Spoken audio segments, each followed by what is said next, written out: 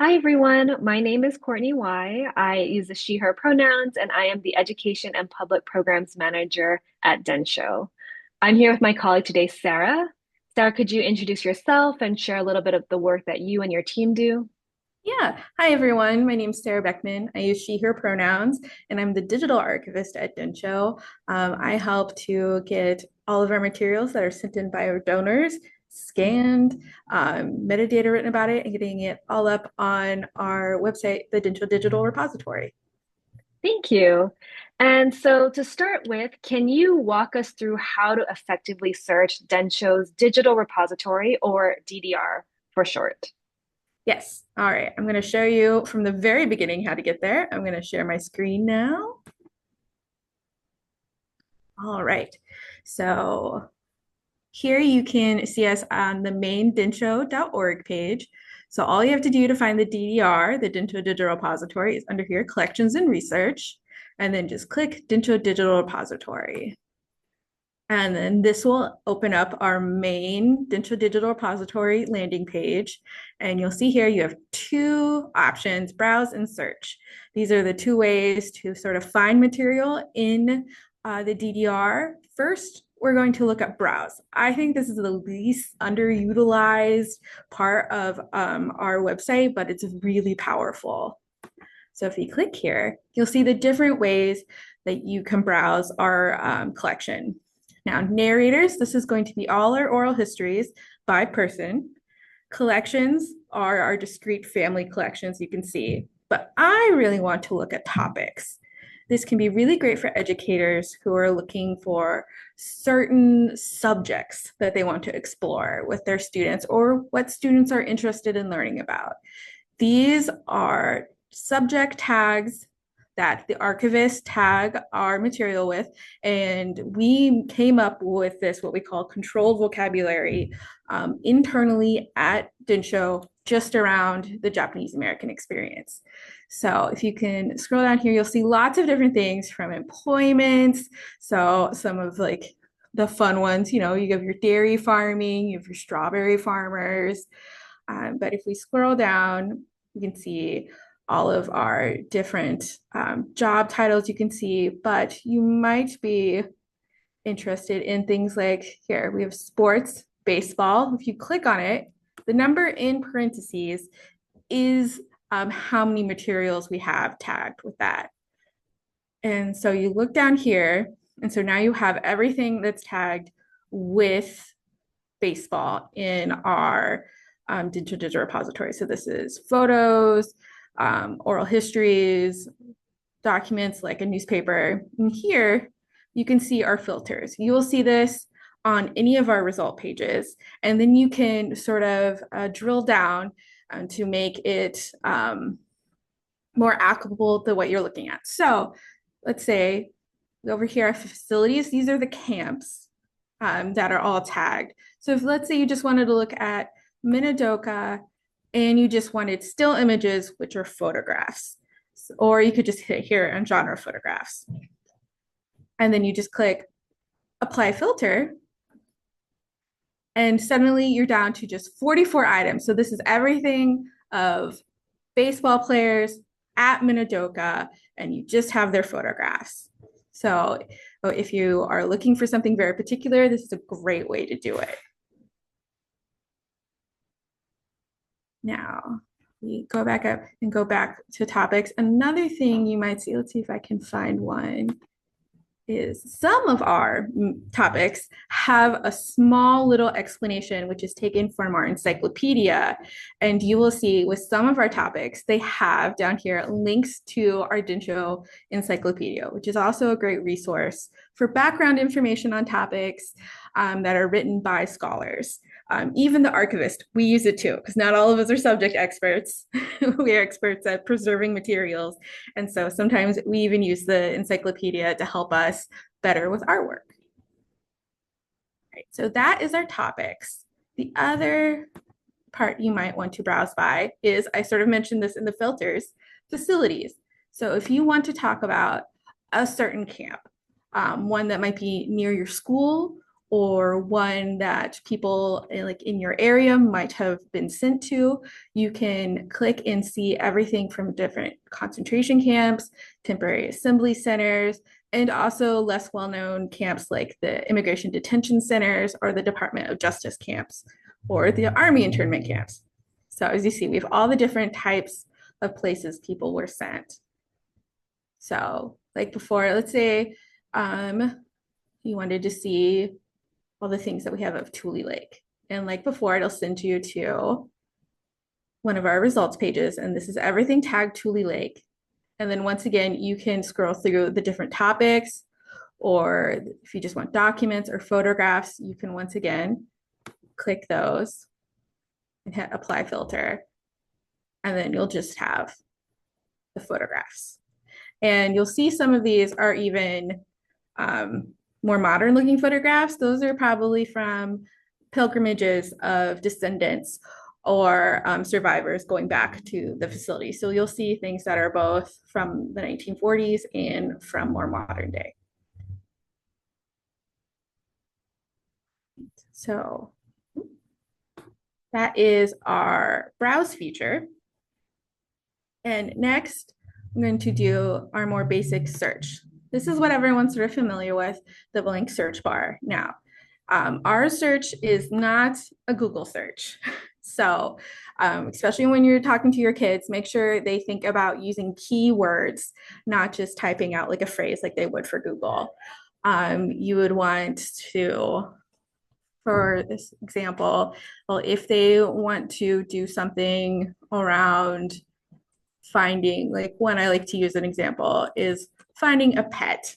Like they want a picture of someone with a pet in camp. So they hit cat. Once again, you have your filters here, and then all of a sudden there are lots of cats.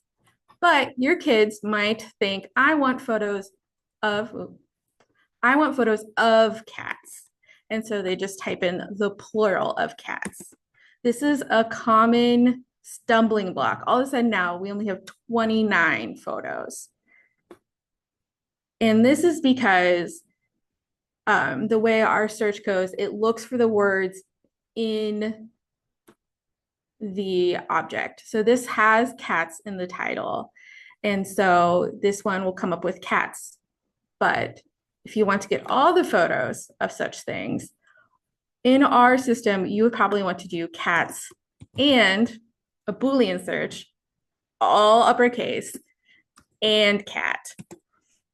And then, oh, no, we don't have cats and, oh, well, and we'll search for both of them. We want cats or cats. Cats or cats. So we want both. Or is for inclusion, both. You could have one or the other. And is with, they both have to appear together. And then not is one, not the other. I like to say not is very easy, especially in our circumstances, is if you're looking for someone, a name, and it's the person, the last name has a very famous person associated with it.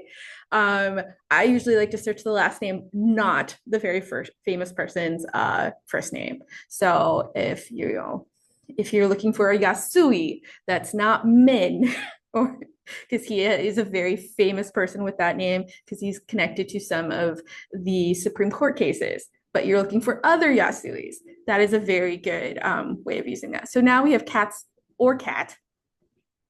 And so now we have so much more. We have 89 items instead of 22.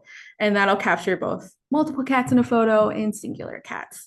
So it's this sort of thinking in keywords and in thinking of how the object is described. Another one that throws people is that they want pictures of the fences in camp. And so they will just type fences, plural. Now, in a Google search, this would correct and give you stuff also with fence. And then all of a sudden, now you're looking and you're like, well, none of this has a fence. I know they have stuff with fences. I've seen it before. And I'm like, well, that's because an archivist will title something as person in front of fence, barracks with fence, or behind fence. So that's how we describe it. And so when you then go in and hit fence, suddenly we have over 300 items. And suddenly you actually have stuff with fences in there, and you can go through and start looking and see if you can find a barbed wire fence. Also, our filters collapse if you're wondering. So it's here. You can see like the barbed fence, someone looking through it with a landscape. But of course, then you also get lots of people standing in front of their fences on their property. So it's another thing you sort of have to think about. So those are our basics in our search and in our browse and with our filters to use to help you sort of shuffle through what we have to look at it. Also, another thing about our view, if you want to have a little bit more of a preview beyond just the image, you can always click this list view here.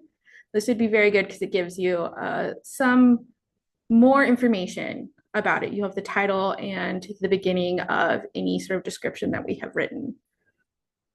And so that will give you a little bit more of an idea of what you're going to be clicking on before you click on it.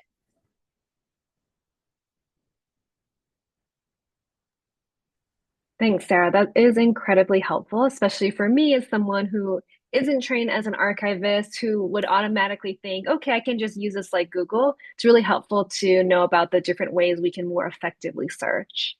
I also see at the top there's something about names, and I was wondering if you could Yes. walk us through how to use that. Yes. So up here at the top in the right-hand corner, we have this thing called names.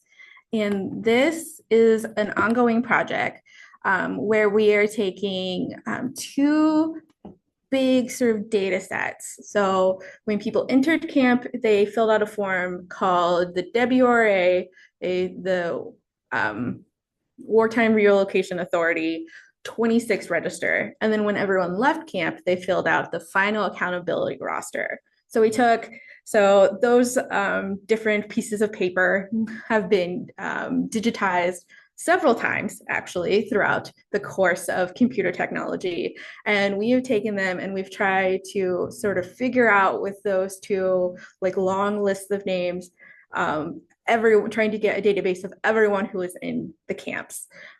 So what you can do here is this is a search just like before. So you'd be searching someone's name here.